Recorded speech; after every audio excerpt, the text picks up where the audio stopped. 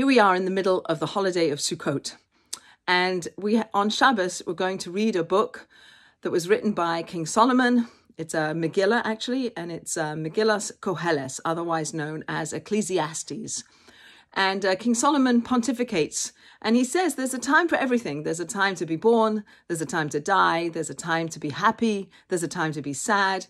And he speaks about different times that exist in our lives. Sukkot, the holiday we're in now, is a time of joy. We are supposed to feel and be in a state of simcha, of joy.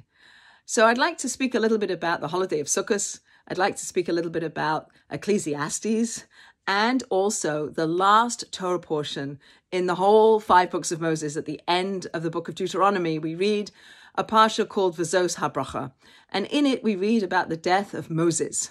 Moses finally, at the end of his service to God, he dies. His mission is completed. He has done everything that God wanted him to do in the world. And it's time for him to move on, for his soul to move on into the higher realms. And he dies on Mount Nebo in this week's Torah portion. God himself takes the soul of Moses.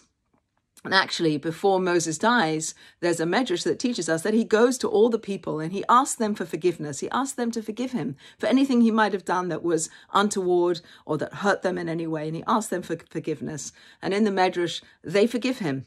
And they also ask him for forgiveness for all the things that they have done that have brought him hardship or brought him sorrow or brought him anything that was negative. They ask him for forgiveness. And so at the end of Moses' life, there's this coming together of the people and Moses in a state of forgiveness that brings them back together as one, as a people and a leader enjoined together as a unit. So the holiday of Sukkot and the parsha of V'zos HaBracha and the book of Kohelet, of Ecclesiastes, they all speak to us about the fragility of life, that we don't live here in this world for forever.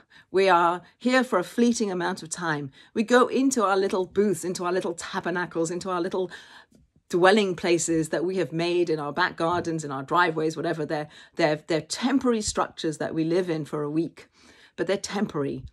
Just like our lives are temporary, this phase of our existence is temporary. And we get to live as long as we get to live. Moses got to live for 120 years. And it says in this Torah portion that he left with the full vigor of his youth, that his body didn't decay, that he was strong until the 120th year. And he dies on his birthday, we understand. But that he lived his full quota of life. And we're put in this world. We have a life to live. And there's an aspect of our lives that we are enjoying to live, and at this time especially with simcha, with joy. So what is that simcha?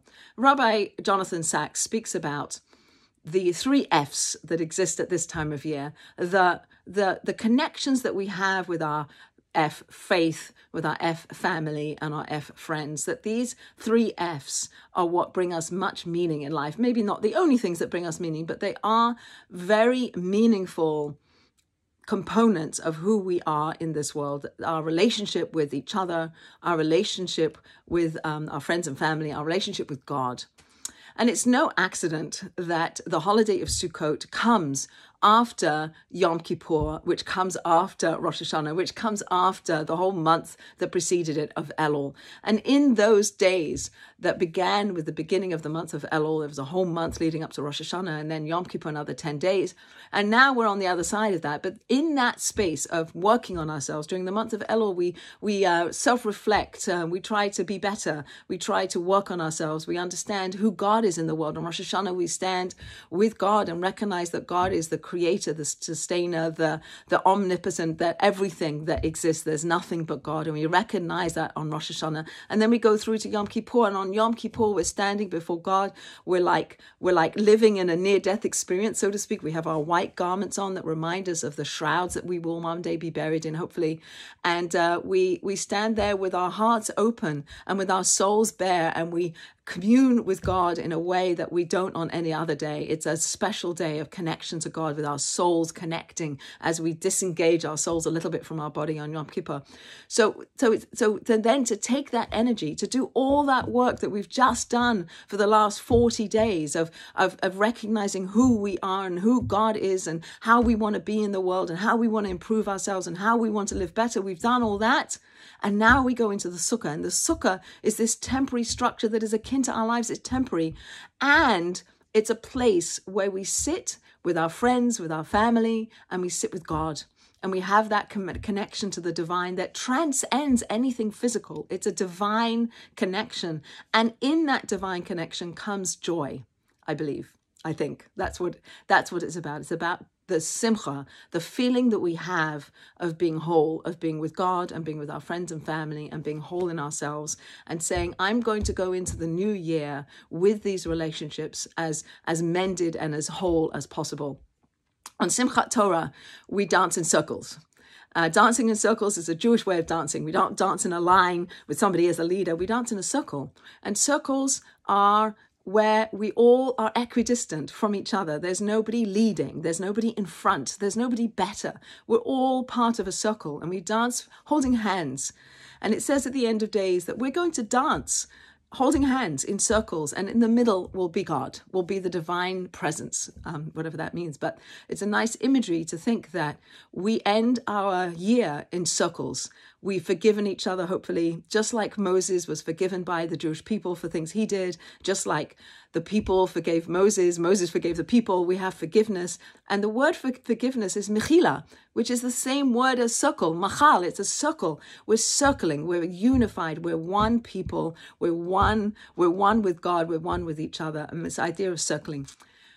When the Jewish people go into the land of Israel and Joshua is a leader, they come to the city of Jericho, of Yericho. And we learn in the Torah that Joshua and the people circle the city 7 times, and they go around the city 7 times. And after the 7th circle, the walls of the city of Jericho come tumbling down. They fall down, that the walls fall down in response to the circling that Joshua and the people do 7 times. On Simchat Torah, we circle 7 times. And there's a mystical teaching that I learned from Rabbi Breitowitz that teaches that each one of the times that we circle breaks down a barrier, breaks down a wall that separates us from God. Mystically, there are 7 lower energies that God manifests into the world. The first one is kindness, is chesed. And so when we do the first circle, and we're going around with the Torahs and we're circling, that first hakafa, it's called, that first circling, mystically breaks down the barrier between us and God in that realm of chesed, of kindness. So we want to be receivers of God's kindness, and we want to be disseminators of that energy of kindness. So during that first hakafa, that first circling, when we're on Simchat Torah and we have the Torahs and we're circling because we're one and because we're in joy and because we're connected to each other and to God, we can have in mind that we're breaking down this barrier that separates us from the energy of chesed, of kindness that's coming to the world. The second hakafa, we break down the energy of, so that we can absorb it more, of having boundaries, of being disciplined, of having limits to how we are in the world. And we can't just be givers, because we'll be wet rags at the end of the day. So we have to have a limit to that. And the energy of limiting and the energy of discipline is the second hakafa. That's what we want to receive more from God, and we want to dispense it more into the world. And the third one is to have the correct balance of those 2 energies of kindness and discipline, that we want to have the correct balance, to receive that from God and break down by circling. We're breaking down that which separates us from God.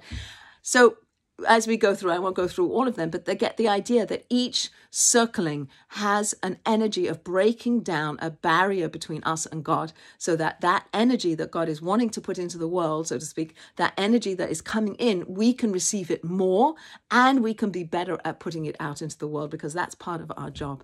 So pulling together these 3 things that are now coming together, the holiday of Sukkot, ending with Simchas Torah, the book of Ecclesiastes, of Kohelet that we read on this Sabbath, this Shabbat, and the holiday and the last Torah portion of the cycle of readings, which is Vazos HaBracha, when Moses himself dies, goes up onto Mount Nebo, is taken by God, asking forgiveness, recognizing the oneness, recognizing that true simcha is having a meaning in life, and it comes.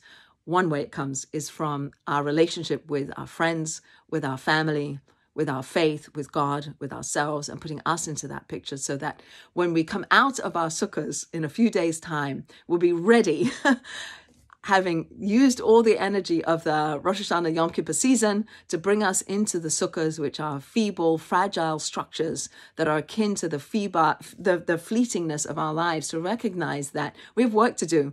And Moses did his work for 120 years. And please God, we also should do our work for 120 years, so that when it's our time to move on into the next phase of existence, that what we have achieved in this world will bring us into a very high place in the next world.